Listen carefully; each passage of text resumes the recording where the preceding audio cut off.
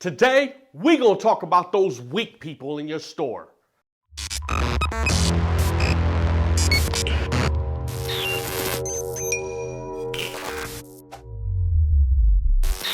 Shaka Dyson here, motivational speaker, record-breaking F&I trainer, and your friend in the automotive business. And today, we're gonna talk about those people in your store that you constantly refer to as being weak. Listen, the first thing that you need to understand about weak people is there's no such thing as weak people. There's only the untrained and the unwilling. And listen, there's a couple of dynamics when it comes to being untrained. If they are untrained, that doesn't mean that they're weak.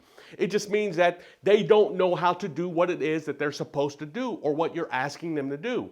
So the great news is that you can do something about people who are untrained. You have to take it upon yourself to go and train those people. You can't continually call untrained people weak. Oh, they're so weak. Oh, he's weak. So weak. No. You can't continually call untrained people weak. It's not fair to them. Listen, there was one point in your career where you weren't trained. And aren't you happy that your manager didn't constantly call you weak, didn't constantly refer to you as weak?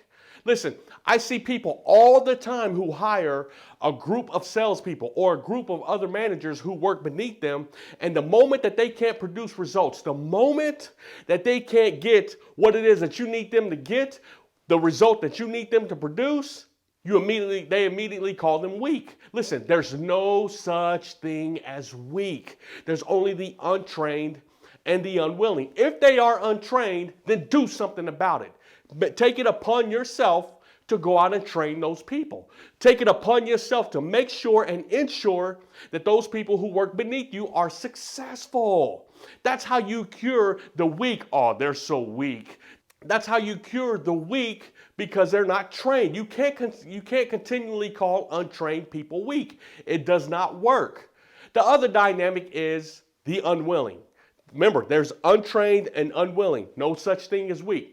If they are unwilling, then there's a couple of reasons that they're unwilling. Maybe they don't believe in you. Maybe you consistently talk about how great you were and how great you used to be, the results that you used to produce, yet you don't make an impact in their life. You might be one of those who never TO a customer, but then get mad at a salesperson whenever they let a customer leave, and then you refer to them as weak. Oh, they're so weak. Listen. Maybe the salesperson is unwilling to follow your leadership. Maybe they don't believe in your leadership. Maybe they don't believe in you as a leader. Maybe you haven't shown them results. Maybe you haven't shown them that the process that you're asking them to do can result in success. Maybe they're unwilling to follow you. Maybe they're looking to other sources and to other leaders to follow because you haven't proven that you're a real leader. Maybe they need more from you that you're not providing. Maybe that's why they're unwilling to follow you. See, that's the first dynamic when people are unwilling. The second dynamic is maybe they've been in a business. Maybe they just refuse and are stubborn. Maybe they just refuse to follow your direction. Maybe they just refuse to put in the work, refuse to put in the effort. Maybe they just refuse to do what it takes to be successful. Maybe they just want success handed to them. Who knows? But at the end of the day, they're not weak. They're just unwilling.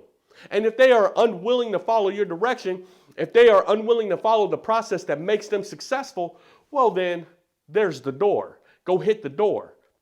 Because this dealership has no room for people who are unwilling to follow successful processes.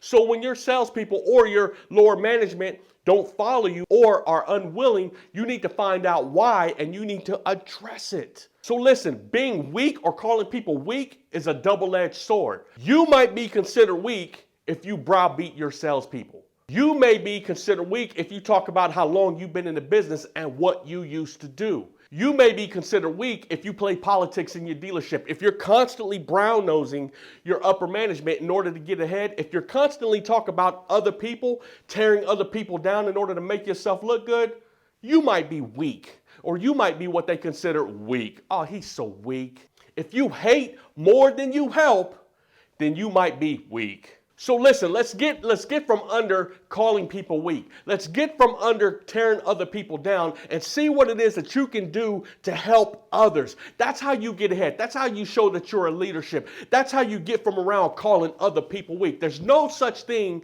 as weak. There's only the untrained and the unwilling. Hey, unless you're looking in the mirror, stop calling people weak. My name is Shaka Dyson, and that's my F&I 20 group tip of the week.